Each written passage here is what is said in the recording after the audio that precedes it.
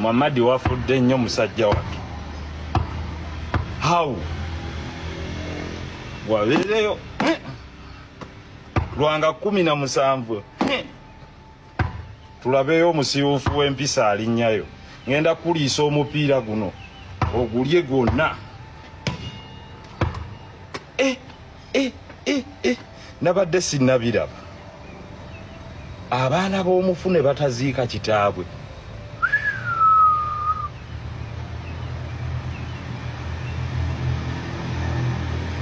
Nateeka mbazannyire abantu mugenda kaaba. Segirinnya Muhammad okufaako tekunaggwa.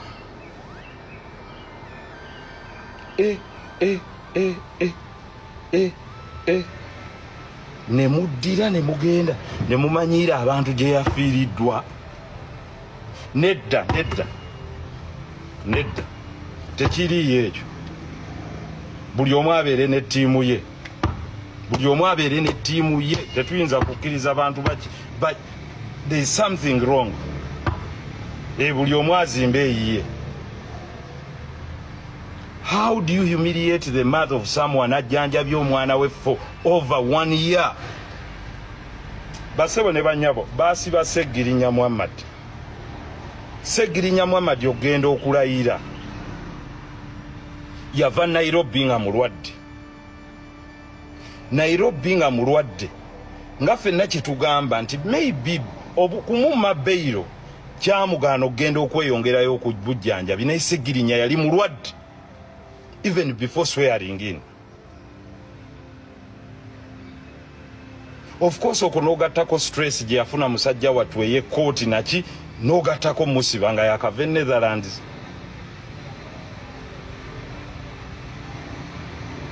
Sebo n'owulira omuntu omusiru ng'avaayo aga nti ekyase Segirinnya kye kino.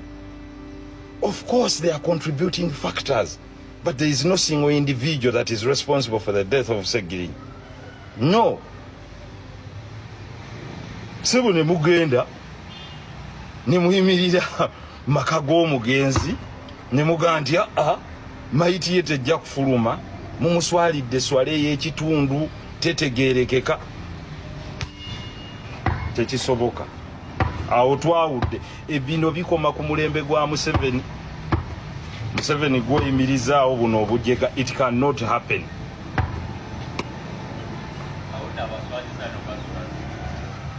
It cannot happen. It cannot happen.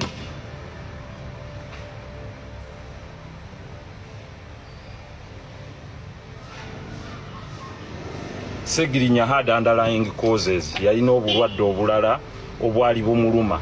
Ekyabwongeza, and this is the reality. Everyone knows fenna abali close to him. Naye ekyabwongeza kyali simple. Nti denying him medical attention, and we all spoke about it. But what right does it give you genda okudenying abaana ba Segirinnya okuziika kitaabwe? Bano, these people bagenda kulabirira abaana abo. These are people that abandon children of people. Nga bamaze okufa tebalina mukwano.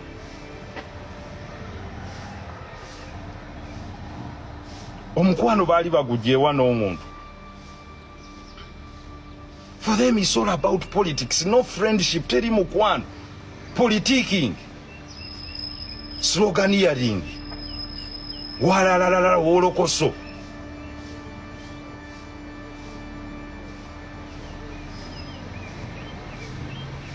Nze namanya Segirinnya before any of those ones.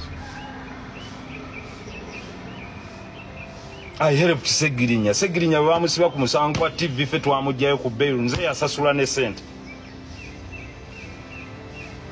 See people just going to lwakuba tusirikidde ebintu bingi. If we release the voices of this guy, bye yayogera ng'ali mu ddwaliro e Netherlands, you cannot believe. Nene mukwate ebifaananyi by'obusajja bwe ne mubireleasinga to the public. What justification are you trying to do? Nti mukutte ebifaananyi bya Segirinnya ebya private parts ne mubireleasinga to the public. We all know, we all saw. that his internal organs were rotting, and that's the time you said he was not sick.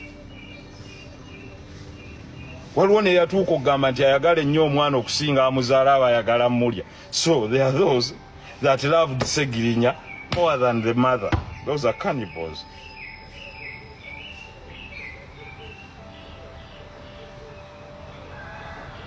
I want to make it clear, nze twayawudde. There is no reconciliation. Teriyo. Nammwe tekisoboka. People that are inhumane, people abatasobola kujjukira in times like that, people that are there to destroy, destroying omwana ono. We nurtured this guy, n'afuuka kansala. We did not expose him in any way. We nurtured this young man, n'afuuka MP. We did not disclose them in any way. Bantu bangi betukolagana nabo nga bali mu National Unity Platform. Ne tukuuma ebyama byabwe ng'abantu abakulu. But how do you humiliate his body paka kukufa? How? Lwaki mumutwala mu kuswala okufaananako bwe kutyo?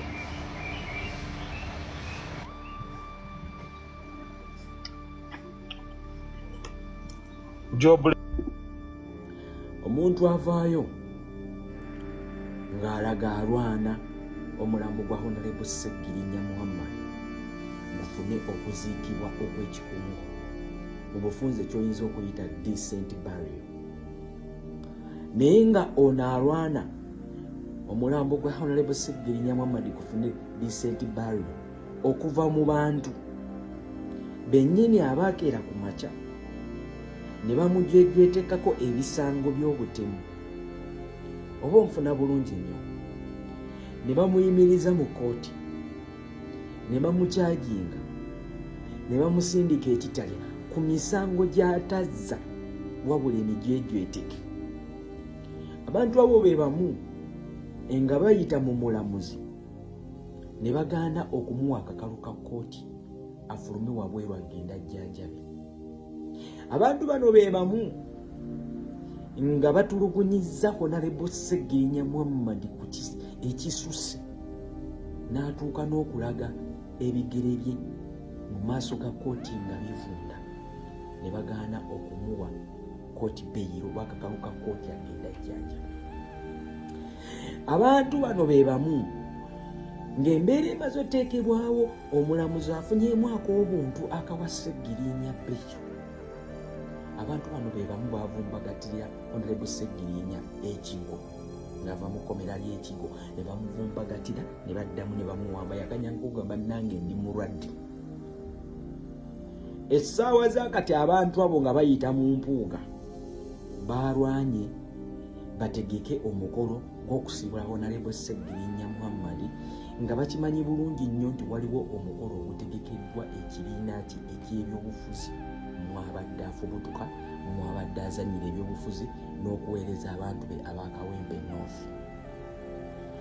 Kati omuntu eyakedde ku makya ng'akimanyi bulungi Honorable Segirinya Muhammad abadde mubaka naye ng'alina ekibiina kyavaamu era ekyakera ku makya ne kimuwakkaanya.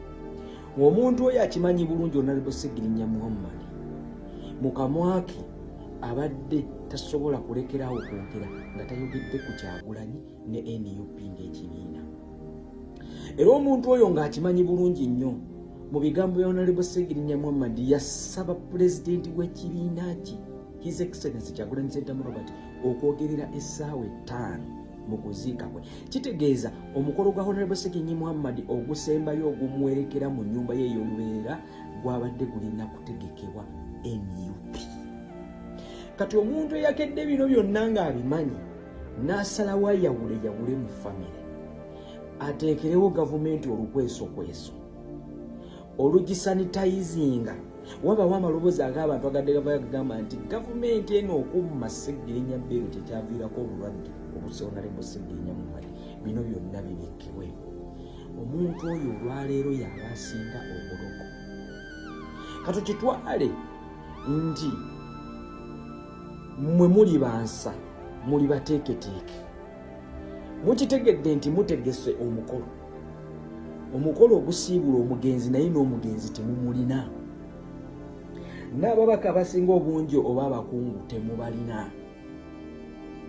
Kakati mutuuse ku ssaawa eri mukoze sipiiki zammwe amidisi okubanga ekidaala kikalu, abantu tebazze n'abakungu tebazze, mumaliriza sipiiki zammwe. Mukitegedde nti Kinyana Mpindi newe mwategeze mu maka ga Honorable Sseggirinya Muhammad gwe yatwala obudde n'atandika n'okuddaabiriza. Waliwo omukolo ogugenda mu maaso era ne mayita Honorable Sseggirinya Muhammad weeriyo. Omuntu alimu ensa era omuteeketeeke era yakuzibwa era amanye ennono ya Buganda bwetambula. Yabadde akwata bamulekwa bano n'abasindika waggulu nti munnaye taata baganya omuleeta wano naye mwambuke waggulu gy'ali gye bagenda omusaalira n'omuziika. Omuntu ekikolwa ekyo teyakikoze, yakanyiza kukwata bamulekwa bwe. Yabadde akuŋŋaanyiza olw'okuba balina akasente ke basuubira okuva mu gavumenti nga kayita ewanita amungu. Bano abakakasizza nti mutuule wana akasente kagenda kujja. Yakutte bamulekwa n'abakugira okugenda oziika kitaabwe. Kati omuntu oyo omu ayagala olowoozesa eggwanga nti His Excellency Kyagulanyi Ssentamu Robert yaganye bamulekwa okugenda oziika kitaabwe. Naye abaffe tubuuza bamulekwa bano bo mwabasindise okugenda oziika kitaabwe ne babagaana oziika kitaabwe. Then you come out and you talk of these things. Mpuuga Mathias, Honorable Sseggirinya Muhammad abadde wa kibiina ki? Abadde wa Dealers Alliance, abadde wa SDP eyamukako ne Mabike nga bwe mwabadde awo nti mwe muumi omuto mu kutegeka omukolo gwa Honorable Sseggirinya Muhammad. Sseggirinya Muhammad wabadde otegeka okuziika kwe ngaani era mu kiti ki? Ngaani era mu kiti ki? Abaffe nakuwulidde oyogera ku babaka abangi abazze okuzika Honorable Sseggirinya Muhammad adde bazze Masaka kuzika Honorable Sseggirinya Muhammad. Mu ttenti twalamu babaka ani? Mabike ne mukaaku babaka. Owange Sseggirinya bamuleeta mu Parliament. Parliament yajjula ababaka oba mwalimu ababaka nga 30. Kakati abali mugenda ku Parliament wali okumpi kilometers entono. Ne bagana okugenda okusima Honorable Sseggirinya Muhammad n'okumulaga omukwano. Olwaliro batindiza olugendo bajje Masaka basolide mu hoteero zammwe basobole okuzika Honorable Sseggirinya Muhammad. Basajja bwe muli babi nnyo, basajja bwe muli bannanfuusi. Honorable Sseggirinya Muhammad mwamuswaza mu bulamu n'olwaliro mwagadde muswaza omulambo. Mwababadde bagamba nti mama wa Honorable Sseggirinya Muhammad yasabye His Excellency Kyagulanyi omwana we bamukkirize kasaawe wansi.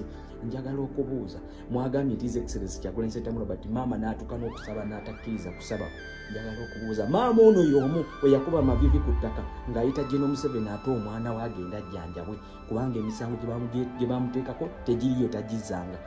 Maama oyo mwamuwa ekitiibwa mwawa respect mwawa okusaba kwe ekitiibwa.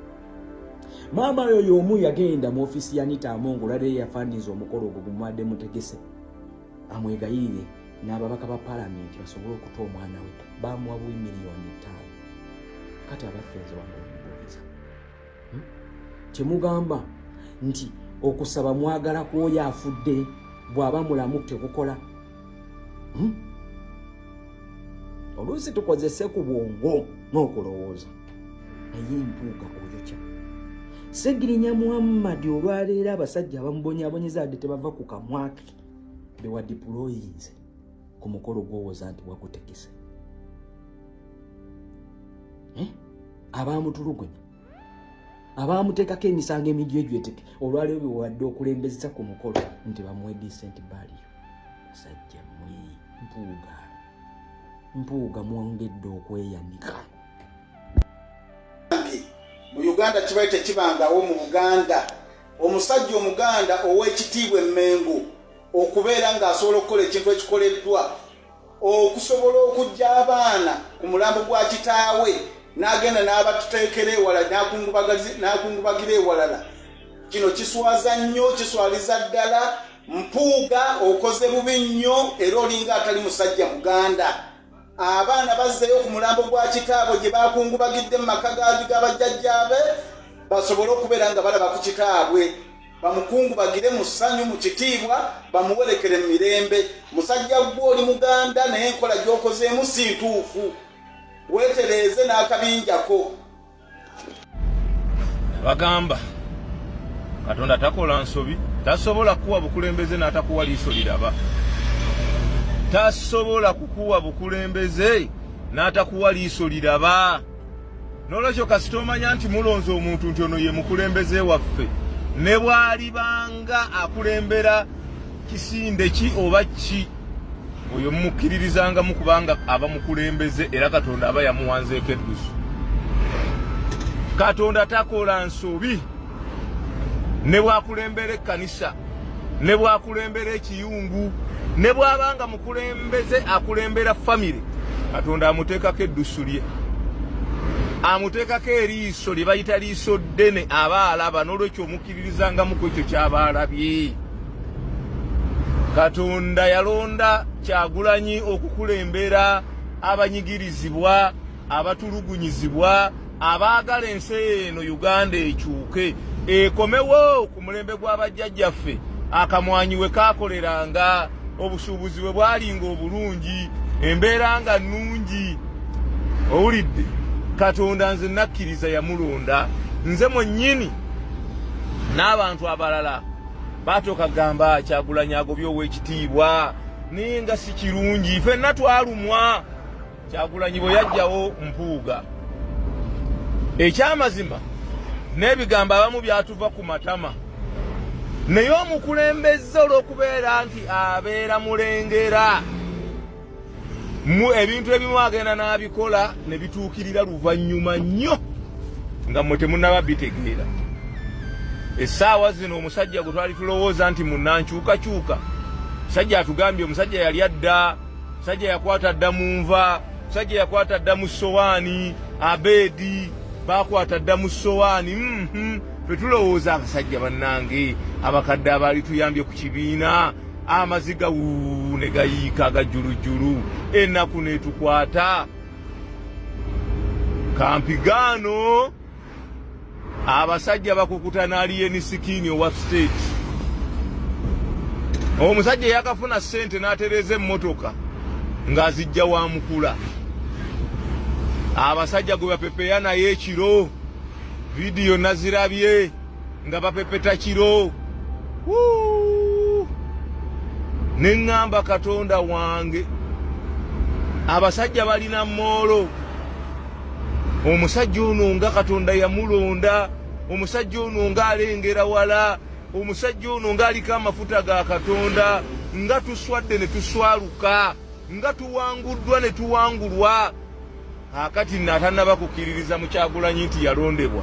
Nkwegayiridde, yigira ku ekyo kyokka nti gwe mwali mutya, gwe mwali mukankana, nga mulowooza wa kitiibwa, mulowooza munene, mulowooza yasoma, mulowooza w'emmengo, mulowooza wa kabaka. Omusajja bakiyita yamuwemukira. Nganda agamba bw'otawemukira wabbango teweebikka. Kyokka bwe yamala okumuwemukira, Kampigaano ng'omusajja ali n'abakozi ba State House, ensimbi gyazijja, ensimbi gyazijja ezikola byonna. Musajja kati alwanyisa abanyigirizibwa, alwanyisa abatulugunyizibwa, awagira kusibwa kw'abantu. Kati kwawagira oyo omusajja wammwe Kyagulanyi, Katonda yakuteekako eddusu, ddala oli mulonde, ogenda kujja eggwanga lino. Olaba walabye ekyo, bw'obanga tosobola kutya ffe be tutiisa amaaso, oli mulonde. Bw'obanga totya be tutiisa amaaso, Katonda yakuyita kuli n'ensonga. Era mbagamba mmwe mutunuulire butunuulizi Kyagulanyi, mutunuulire butunuulizi Kyagulanyi. Bino biralamu, baaba yatuwangudde luno. Nze nakkiriza, era taata ndi mabegawo, sikyalina mutawaana gwonna. Nze kati ne kyogamba kyengoberera. Olaba walabye ekyo, ffe gwe tutiisa amaaso, ow'ekitiibwa, omunene, omuyivu, loopu, kamishona, ndekaani, datamayini boosi. Sajja yagenza okulaba ng'omusajja muli wankwe. N'obusajja obuli bw'enkwe butambula bubigula buti emabega butunula, kabeera n'obulevulevu nga bweru, kabeera n'otuviiri mu mutwe, kabaka kabeera bwe katyo. Bannange Kyagulanyi yabulabye. Big up Kyagulanyi. Abalungi abatuwuliriza era abatulaba olunaku olwaleero tukyaddeko ewa Sheikh Ashraf Dembe. Sebo sanyusa okubalaba. Amannya agange Seeka Ashraf Dembe akola ku bizibu by'enjawulo. Omuntu singa aba alina ebirwadde tumusomereddwa, tumuwa amazzi ga lukuya nga bw'obadde ogalaba, tugenda abantu ku kyoto ne twokya emizimu emibi egibabaamu n'okulomba edduwa. Abantu singa abeera ng'ali wano atuuse sobola okumulombera edduwa, ne waba atatuuse nga mpadde amannya ge naye ng'ali wala. Neetaase enamba yange yeeno eri 0701763711. Nammwe bannyinaffe abali ebweru oyagala okuba nti oyagala okulombera ku dduwa ng'olina ebizibu viza zibuze, amaka gakolongotana, sente zikola zimpita mu ngalo, ojja kumpeereza ekifaananyi kyo n'amannya go, ebyo byokka bijja kummala. Nja kukulombera edduwa, ojja kutereera. Olunaku olusembayo mu mwezi mba n'edduwa eyawamu ffenna n'abalwadde bange abakadde n'abapya. Salaamu alaikum warahmatullahi wabarakatuh.